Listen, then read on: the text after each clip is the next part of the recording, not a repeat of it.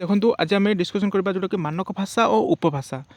ତ ତାହିଁର short question ବହୁତ ଗୁଡ଼ାଏ ଆପଣଙ୍କର ଆସେ, କ'ଣ କେମିତି ଆସେ କୋଶ୍ଚିନ୍ ମୁଁ ଆପଣଙ୍କ ସହିତ ଡିସ୍କସନ୍ କରାଇବି। ତା ସହିତ କିଛି ଲଙ୍ଗ୍ କୋଶ୍ଚିନ୍ ମଧ୍ୟ ଆପଣଙ୍କୁ ପ୍ରୋଭାଇଡ଼ କରିଦେବି ଭିଡ଼ିଓ ଲାଷ୍ଟକୁ, ତେଣୁକରି ଭିଡ଼ିଓକୁ ଲାଷ୍ଟକୁ ଦେଖନ୍ତୁ, ଆପଣମାନେ ତା'ର ଲଙ୍ଗ୍ କୋଶ୍ଚିନ୍ ମଧ୍ୟ ପାଇପାରିବେ ଯେଉଁଟାକି ମାନକ ଭାଷା ଉପଭାଷାର ୟୁନିଟ୍ 4ର ଅଧିକାଂଶ ପିଲା କ'ଣ କି ଫାଷ୍ଟ ୟୁନିଟ୍ରେ ହିଁ ଅଧିକ ପଢ଼ିଥାନ୍ତି, କିନ୍ତୁ ଲାଷ୍ଟ ୟୁନିଟ୍କୁ ମାନେ ଅଧିକ ଧ୍ୟାନ ଦିଅନ୍ତିନି। ତେଣୁକରି ପ୍ରଥମେ ଦେଖନ୍ତୁ ଲାଷ୍ଟ ୟୁନିଟ୍ ଦୁଇଟା ଯେଉଁଟା ଅଛି ଆପଣଙ୍କର, ସେଇଟା ମଧ୍ୟ ଆପଣଙ୍କୁ ଅଧିକ ପଢ଼ିବା ନିହାତି ଦରକାର, କାହିଁକିନା ସେଇଥିରୁ ଆପଣଙ୍କର ବହୁତ କୋଶ୍ଚିନ୍ ପଡ଼େ, ବୁଝିପାରିଲେ। ତ ଚାଲନ୍ତୁ ମାନକ ଭାଷା ଉପଭାଷାର ତା'ର ସର୍ଟ କୋଶ୍ଚିନ୍ ଡିସ୍କସନ୍ କରିବା। ତା ସହିତ ଆମେ ଭିଡ଼ିଓ ଲାଷ୍ଟକୁ ମୁଁ ତା'ର ଲଙ୍ଗ୍ କୋଶ୍ଚିନ୍ ମଧ୍ୟ ଆମମାନଙ୍କୁ ଦେଇଦେବି, ଆପଣମାନେ ସିଲେକ୍ସନ୍ ନେଇପାରିବେ, ବୁଝିପାରିଲେ। ଚାଲନ୍ତୁ ପ୍ରଥମେ ଷ୍ଟାର୍ଟ କରିବା ସର୍ଟ କୋଶ୍ଚିନ୍କୁ। ଏଠି ଦେଖନ୍ତୁ, ତା ପୂର୍ବରୁ ଚ୍ୟାନେଲକୁ ନ ଆସିଥିଲେ ଚ୍ୟାନେଲକୁ ସବସ୍କ୍ରାଇବ୍ କରିଯିବେ ଆଉ ଭିଡ଼ିଓକୁ ସମସ୍ତେ ଗୋଟେ ଗୋଟେ ଲାଇକ୍ କରିଦେବେ, ବୁଝିପାରିଲେ। ପ୍ରଥମ କୋଶ୍ଚିନ୍ ଦେଖିବା, ଉପଭାଷା ଶବ୍ଦ ବ୍ୟୁତ୍ପତ୍ତି କିପରି ଘଟିଛି। ଏକ ମିନିଟ୍ ଟିକେ ରୁହନ୍ତୁ।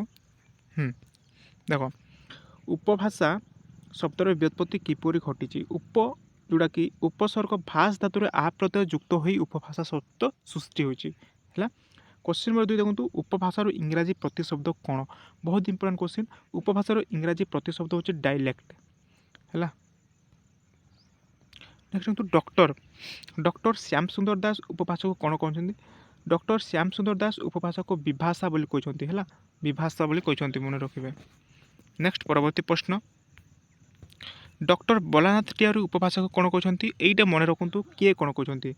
ଡକ୍ଟର ବଲାନାଥ ଟିଆରୀ ଉପଭାଷାକୁ ବୋଲି ଗ୍ରହଣ କରୁଛନ୍ତି ହେଲା, ବୋଲି ଗ୍ରହଣ କରୁଛନ୍ତି। ନେକ୍ସଟ ଦେଖନ୍ତୁ, କୋଶ୍ଚିନ୍ ନମ୍ବର 5 ଦେଖିବା, ପଶ୍ଚିମ ଓଡ଼ିଆ ଉପଭାଷା କହିଲେ କେଉଁ ଅଞ୍ଚଳ ଭାଷାକୁ ବୁଝାଏ। ପଶ୍ଚିମ ଓଡ଼ିଆ ଉପଭାଷାକୁ କହିଲେ ସମ୍ବଲପୁର, ସୁନ୍ଦରଗଡ଼, କଳାହାଣ୍ଡି, ବଲାଙ୍ଗୀର, ବୌଦ୍ଧ, କନ୍ଧମାଳ, ଫୁଲବାଣୀ ଅଞ୍ଚଳକୁ ବୁଝାଏ ହେଲା। ପଶ୍ଚିମ ଓଡ଼ିଶାର ଉପଭାଷାକୁ କହିଲେ, ବହୁତ ଇମ୍ପୋର୍ଟାଣ୍ଟ କୋଶ୍ଚିନ୍। କୋଶ୍ଚିନ୍ ନମ୍ବର 6 ଦେଖନ୍ତୁ, ବାଲେଶ୍ୱର ଭାଷା କେଉଁ ଭାଷା ସମ୍ପ୍ରଦାୟରୁ ଆସିଛି। ବାଲେଶ୍ୱର ଭାଷା ବଙ୍ଗଳା ଭାଷା ସମ୍ପ୍ରଦାୟରୁ ଆସିଛି, କୋଶ୍ଚିନ୍ ମନେ ରଖିବେ। ନେକ୍ସଟ ପରବର୍ତ୍ତୀ ପ୍ରଶ୍ନ ଦେଖିବା, କୋଶ୍ଚିନ୍ ନମ୍ବର 7, ମୟୂରଭଞ୍ଜ କଥିତ ଭାଷା କେଉଁ ଭାଷା ସଂସ୍ରବରେ ଆସିଛି। ମୟୂରଭଞ୍ଜ କଥିତ ଭାଷା ବଙ୍ଗଳା ଓ ହିନ୍ଦୀ ଭାଷାର ସଂସ୍ରବରେ ଆସି ପ୍ରଭାବିତ ହୋଇଛି। ପଶ୍ଚିମାଞ୍ଚଳ ଭାଷା କେଉଁ ସମ୍ପ୍ରଦାୟର ଭାଷା। ପଶ୍ଚିମାଞ୍ଚଳ ଭାଷା ହେଉଛି ଆଦିବାସୀ ସମ୍ପ୍ରଦାୟର ଭାଷା, ମନେ ରଖିଲେ। ନେକ୍ସଟ ପରବର୍ତ୍ତୀ ପ୍ରଶ୍ନ ଦେଖ, ପଶ୍ଚିମାଞ୍ଚଳ ଭାଷା କେଉଁ ଭାଷା ଦ୍ୱାରା ପ୍ରଭାବିତ ହୋଇଛି। ସାମନ୍ତ ଅଞ୍ଚଳର ଭାଷା, ଛତିଶଗଡ଼ ଭାଷା, ହିନ୍ଦୀ, ମରାଠୀ ଏବଂ ତେଲୁଗୁ ପ୍ରଭୃତି ଭାଷା ଦ୍ୱାରା ପ୍ରଭାବିତ ହୋଇଛି, ଯେଉଁଟାକି ପଶ୍ଚିମାଞ୍ଚଳ ଭାଷା। ପରବର୍ତ୍ତୀ ପ୍ରଶ୍ନ, କୋଶ୍ଚିନ୍ ନମ୍ବର 10, ଦକ୍ଷିଣାଞ୍ଚଳ କଥିତ ଭାଷାର ବିଶେଷତ୍ୱ କ'ଣ। ଦକ୍ଷିଣାଞ୍ଚଳର କଥିତ ଭାଷାର ବିଶେଷତ୍ୱ ହେଉଛି ଏଥିରେ 3ଟି ସଂସ୍କୃତିର ମିଳନ ହୋଇ, ଯଥା ଦେଖ, ଆର୍ଯ୍ୟ ସଂସ୍କୃତି, ଦ୍ରାବିଡ଼ ସଂସ୍କୃତି, ସାବର ସଂସ୍କୃତି, ଏଇ 3ଟି ମିଶିକି ଆପଣଙ୍କର ରହୁଛି କ'ଣ, ଦକ୍ଷିଣାଞ୍ଚଳ କଥିତ ଭାଷା। ବହୁତ ଇମ୍ପୋର୍ଟାଣ୍ଟ କୋଶ୍ଚିନ୍। ନେକ୍ସଟ ପରବର୍ତ୍ତୀ ପ୍ରଶ୍ନ, କୋଶ୍ଚିନ୍ ନମ୍ବର 11 ହେଲା। କୋଶ୍ଚିନ୍ ନମ୍ବର 11 ଦେଖନ୍ତୁ, ଦକ୍ଷିଣାଞ୍ଚଳ ଭାଷା ଉପରେ କେଉଁ ଭାଷା ପ୍ରଭାବ ଅଧିକ।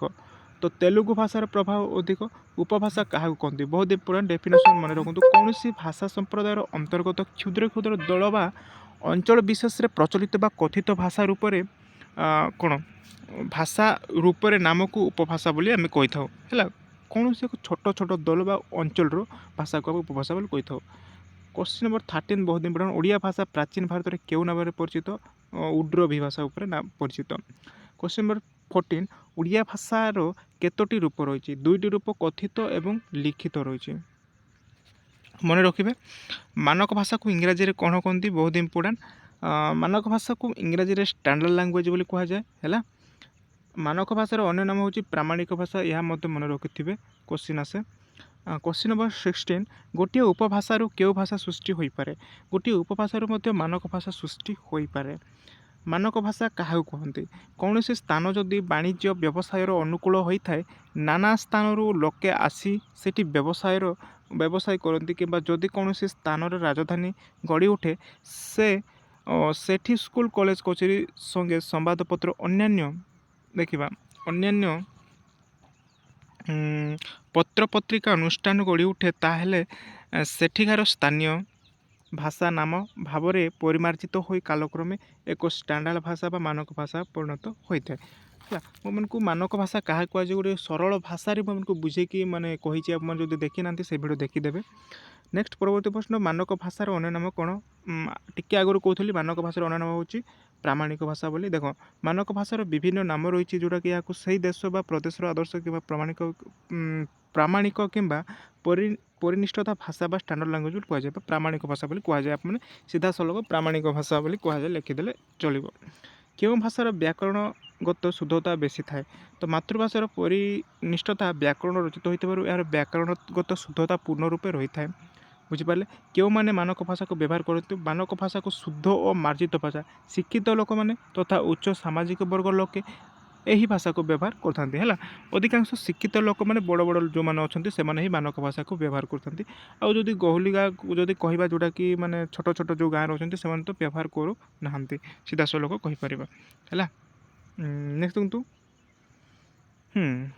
କେଉଁମାନେ ମାନକ ଭାଷା ଗଲା ଏଇଟା ସରକାରୀ ଭାଷା ପ୍ରଶାସନ ଶିକ୍ଷା ଦାନ ସଭା ସମିତି ସମ୍ବାଦ ସରବାର ଇତ୍ୟାଦି ଗୁରୁତ୍ୱପୂର୍ଣ୍ଣ କ୍ଷେତ୍ରରେ କେଉଁ ଭାଷା ବ୍ୟବହାର କରାଯାଏ? ଏଠାରେ ତ ଆମେ ଜାଣିପାରିବା ମାନକ ଭାଷା। ତ ସରକାରୀ ଭାଷା ପ୍ରଶାସନ ଶିକ୍ଷା ସମ୍ବାଦ ସରବାର ଇତ୍ୟାଦି ଗୁରୁତ୍ୱପୂର୍ଣ୍ଣ କ୍ଷେତ୍ରରେ ଆମେ କ'ଣ ମାନକ ଭାଷା ହିଁ ବ୍ୟବହାର କରିଥାଉ ଅବଭିୟସଲି। ହେଲା, ନେକ୍ସଟ ଦେଖନ୍ତୁ ମାନକ ଭାଷାର କେଉଁ ଭାଷାରୁ ଉପଭାଷା ସୃଷ୍ଟି? ବହୁତ ଇମ୍ପୋର୍ଟାଣ୍ଟ। ଦେଖନ୍ତୁ ଗୋଟିଏ ପ୍ରାମାଣିକ ଭାଷାରୁ ବା ମାନକ ଭାଷାରୁ ହିଁ ଉପଭାଷା ସୃଷ୍ଟି ହୋଇଥାଏ। କାରଣ ଗୋଟିଏ ପ୍ରାମାଣିକ ଭାଷା ପ୍ରଚଳିତ ଥିଲେ ଭିନ୍ନ ଭିନ୍ନ ଅଞ୍ଚଳରେ ସେହି ଭାଷା ସହିତ ଚରିତ୍ରଗତ ସାମ୍ୟ ବଜାୟ ରଖିଥିବା ଅଥଚ କିମ୍ବା ଆଞ୍ଚଳିକ ବୈଷମ୍ୟ ସୂଚିତ କରୁଥିବା ଉପଭାଷାର ବ୍ୟବହାର ମଧ୍ୟ ପରିଲକ୍ଷିତ ହୋଇଥାଏ। ହେଲା, ଏତିକି ଲେଖିଦେବେ। ତ ଭାଷାବିତ୍ ଡକ୍ଟର ଗୋଲକ ବିହାରୀ ଧଳ ଓଡ଼ିଶା ମାନକ ଭାଷା ସମ୍ପର୍କରେ କ'ଣ କହିଛନ୍ତି? ଦେଖନ୍ତୁ କୋଶ୍ଚିନ୍ ବହୁତ ଇମ୍ପୋର୍ଟାଣ୍ଟ ଅଛି, ଏଇ କୋଶ୍ଚିନ୍ ଆସିପାରେ, ଟିକେ ଦେଖିଦିଅନ୍ତୁ। ତ ଦେଖନ୍ତୁ ଭାଷାବିତ୍ ଡକ୍ଟର ଗୋଲକ ବିହାରୀ ଓଡ଼ିଆ ମାନକ ଭାଷା ସମ୍ପର୍କରେ କହିଛନ୍ତି ଯେଉଁ ଓଡ଼ିଆ ଭାଷାକୁ ଶିକ୍ଷା ଶାସନରେ ଅର୍ଥାତ୍ ସ୍କୁଲ କଲେଜ କୋର୍ଟ କଚେରୀ ଆମେ ବ୍ୟବହାର କରୁ ଓ ଉଚ୍ଚ ଶିକ୍ଷିତ ଲୋକମାନଙ୍କ ମୁଖରୁ ସର୍ବସାଧାରଣ ବିଚାର ଆଲୋଚନାରେ ଆମେ ଶୁଣୁ ତାକୁ ମୋଟାମୋଟି ଭାବରେ ମାନକ ଭାଷା ବା ଷ୍ଟାଣ୍ଡାର୍ଡ଼ ଲାଙ୍ଗୁଏଜ୍ ବୋଲି କହୁ। ଏଇଟା କିଏ କହିଛନ୍ତି? ଡକ୍ଟର ଗୋଲକ ବିହାରୀ ଧଳ କହିଛନ୍ତି। କୋଶ୍ଚିନ୍ ଆସେ ଡକ୍ଟର ଗୋଲକ ବିହାରୀ ଧଳ ତାଙ୍କ ମତରେ ଭାଷାକୁ କ'ଣ କହିଛନ୍ତି? କହିଲା ମାନେ ସିଧାସଳଖ ଯେଉଁ ଭାଷାକୁ ମାନେ ସ୍କୁଲରେ କଲେଜରେ ହେଲା କୋର୍ଟ କଚେରୀରେ କିମ୍ବା ବଡ଼ ବଡ଼ ଯେଉଁମାନେ ଲୋକ ଅଛନ୍ତି ସେମାନଙ୍କ ଦ୍ୱାରା ଯେଉଁ ଭାଷା ବ୍ୟବହାର ହୁଏ ତାହାକୁ ଆମେ ମାନକ ଭାଷା ବୋଲି କିଏ କହିଛନ୍ତି? ଡକ୍ଟର ଗୋଲକ ବିହାରୀ ଧଳ। ମନେ ରଖନ୍ତୁ କୋଶ୍ଚିନ୍ ଆସେ। ହେଲା, ତ 24 ନମ୍ବର ଆଞ୍ଚଳିକ ଭାଷାକୁ ଆମେ କେଉଁ ଭାଷା କହୁ? ହେଲା, ଉପଭାଷା ମାନକ ଭାଷା ସୃଷ୍ଟି କି? ଦେଖ ଆଞ୍ଚଳିକ ଭାଷା ମାନଙ୍କୁ ଆମେ ଉପଭାଷା ବୋଲି କହୁ। ହେଲା, କାହିଁକିନା ସେମାନେ ଛୋଟ ଛୋଟ ଗାଁରେ ରୁହନ୍ତି, ତାଙ୍କ ଭାଷାକୁ ଆମେ ଉପଭାଷା ଅବଭିୟସଲି ଉପଭାଷା ବୋଲି କହୁ। କିନ୍ତୁ ମାନକ ଭାଷା ଯେପରି ବିସ୍ତୃତ ହୋଇ ଉପଭାଷାରେ ସୃଷ୍ଟି ହୁଏ ଉପଭାଷା ସେମିତି କାଳକ୍ରମେ ମାନକ ଭାଷାରେ ମଧ୍ୟ ପରିଣତ ହୋଇଥାଏ। ହେଲା, ବୁଝିପାରିଲେ? ମାନକ ଭାଷା ଠାରୁ ଆଞ୍ଚଳିକ ଭାଷା ଅଲଗା ବୋଲି କିପରି ଅନୁଭବ କରି ହେବ? ଆରାମସେ ଦେଖ କେମିତି ହେବ ଜାଣିପାରିବା। ମାନକ ଭାଷା ଓ ଆଞ୍ଚଳିକ ଭାଷା ଉପଭାଷା ମଧ୍ୟରେ ତଫାତ୍ ଜାଣିହେବ। ଉଦାହରଣ ସ୍ୱରୂପ କଟକ ସହରରେ ଯଦି ଆମେ ଜଣେ ଅତି ସାଧାରଣ ଲୋକ କୋଡ଼ିଏକୁ କୋଡ଼ିଏ କହେ, ଗୋଡ଼କୁ ଗୁଡ଼ ବୋଲି କହେ, ତେବେ ଏହା ସମ୍ପୂର୍ଣ୍ଣ ବୁଝି ହୋଇଥାଏ। ହେଲା, ମାନେ ଅଲଗା ଟିକେ ମାନେ ଜଣାପଡ଼ିଯିବ, ଆପଣମାନେ ବି ଟିକେ ମାନେ ଅନୁମାନ କରିଥିବେ। ବୁଝିପାରିଲେ? ନେକ୍ସଟ ଦେଖନ୍ତୁ ଉପଭାଷା ବା ଆଞ୍ଚଳିକ ଭାଷା ଉତ୍ପତ୍ତି ପ୍ରଧାନ କାରଣ କ'ଣ? ଦେଖ ଉପଭାଷା ବା ଆଞ୍ଚଳିକ ଭାଷା ଉତ୍ପତ୍ତି ପ୍ରଧାନ କାରଣ ହେଉଛି ଯୋଗାଯୋଗର ଅଭାବ ଯାହା ମାନବ ଭାଷା ଠାରୁ ଭିନ୍ନ ହୋଇଥାଏ। ସ୍ଥାନାଭାବ ଯୁଦ୍ଧ କିମ୍ବା ପ୍ରାକୃତିକ ବିପର୍ଯ୍ୟୟ କାରଣରୁ ମୂଳ ଭାଷାର ଭୟ ସହିତ ସମ୍ପର୍କ ବିଚ୍ଛିନ୍ନ ହେବା ପରେ ଉପଭାଷା ସୃଷ୍ଟି ହୋଇଥାଏ। ହେଲା, ଉପଭାଷା ସୃଷ୍ଟିର କାରଣ ହେଉଛି ଯେଉଁଟାକି ଭୂମିକମ୍ପ। ମନେକର ଗୋଟିଏ ସ୍ଥାନର ଭୂମିକମ୍ପ ହୋଇଗଲା ବା ବାତ୍ୟା ହୋଇଗଲା, ତାହେଲେ ସେଇ ଜାଗାର ମାନେ ଲୋକମାନେ ଯେଉଁ ବାସ କରୁଥିଲେ ଅନ୍ୟ ଜାଗାକୁ ମାନେ ଯାଆନ୍ତି, ତ ସେଠାରେ ଥିବା ଯେଉଁ ଭାଷାଟା ସେମାନେ ସେଇ ଭାଷାକୁ ବ୍ୟବହାର କରିଥାନ୍ତି, ଯାହାଫଳରେ କି ଉପଭାଷା ସୃଷ୍ଟି ହୋଇଥାଏ। ବୁଝିପାରିଲେ? ତ ଏଭଳିଆ ମାନେ କୋଶ୍ଚିନ୍ ଆସେ ଭାଷା ଓ ଉପଭାଷା ମଧ୍ୟରେ। ଆଉ କ'ଣ ଅଛି ଇମ୍ପୋର୍ଟାଣ୍ଟ ମୁଁ ଆପଣଙ୍କୁ କହିଦେବି। ହେଲା, ଏତିକି ଆପଣମାନେ ଜାଣି ରହନ୍ତୁ। ଆଉ କ'ଣ ମାନକ ଭାଷାକୁ ଇଂରାଜୀରେ କ'ଣ କୁହାଯାଏ? ଏଇଟା ତ ଜାଣିଲେ। ମାନକ ଭାଷାକୁ ଇଂରାଜୀରେ ଷ୍ଟାଣ୍ଡାର୍ଡ଼ ଲାଙ୍ଗୁଏଜ୍ କୁହାଯାଏ। ହେଲା, ମନେ ରଖିବେ ମାନକ ଭାଷାକୁ ଇଂରାଜୀରେ ଷ୍ଟାଣ୍ଡାର୍ଡ଼ ଲାଙ୍ଗୁଏଜ୍ କୁହାଯାଏ। ମାନକ ଭାଷା ଯଦି ନଦୀ ହୁଏ ତାର ଶାଖା ନଦୀ କିଏ? ଦେଖ ମାନକ ଭାଷା ଯଦି ପୂର୍ଣ୍ଣ ଗର୍ଭା ନଦୀ ହୁଏ ତାର ଶାଖା ନଦୀ ହେଉଛି ଉପଭାଷା ଡାଇଲେକ୍ଟ। ଆରାମସେ ମାନେ ପଢ଼ିଛନ୍ତି। ଯଦି ଦେଖ ମାନକ ଭାଷା ଯଦି ଜନନୀ ହେଲେ ଉପଭାଷା ତାର ଅବଭିୟସଲି ସନ୍ତାନ ହେବ। ହେଲା, ଏଇଭଳିଆ ଟିକେ ଆପଣ ଉଦାହରଣ ଦେବେ ଯଦି କୋଶ୍ଚିନ୍ ଆସୁଛି କ'ଣ ଯଦି। ଦେଖ ଆଉ କ'ଣ ଅଛି? କିଏ ଲିଙ୍ଗୁଇଷ୍ଟିକ୍ସ ସୌରଭି ଓ ପିଡ଼ିଆ ଗ୍ରନ୍ଥରେ ଆଧୁନିକ ଏଇଟା ଆସେନି ଛାଡ଼। କଥିତ ଭାଷାର ଅନ୍ୟ ନାମ କ'ଣ? ଦେଖ କଥିତ ଭାଷାର क्वेश्चन नंबर 33 देखो कथित भाषार अन्य नाम हूँ मौखिक भाषा जहाँ लोक मुखे प्रचलित होता है आम कथित भाषा बोली कही है। मौखिक साहित्य संपर्क डॉक्टर वृंदावन यहाँ आसेनि एत भीतर को जाऊनी। नेक्स्ट देखा कौ क्वेश्चन आसूँ देखा छाड़ क्वेश्चन कौन आसूँ मुझे कहीदेवी है। तो देख कथित भाषा परवर्ती समय क्यों साहित्य परिणत होता प्रामाणिक ओडिया भाषार मुख्य स्रोतटी क्यों भाषा सहित एत आसेनि छाड़। तो देखो यहाँ थी 1 मार्क बा 2 मार्क क्वेश्चन आसिले ये लिखे आईटा मानक भाषा मानक ओडिया भाषा क्या कहुए आप लिखिपारे उपभाषा उदाहरण। तो यहाँ किसी ना उपभाषा संज्ञा प्रदान कर है एमती क्वेश्चन आसेनि आसिले मु सीधा सलख जहाँ मुझे पढ़ेली से क्वेश्चन ही आसे बुझिपारे। तो देखो आम जो लंग क्वेश्चन मुझे कहबी मानक भाषा और उपभाषा।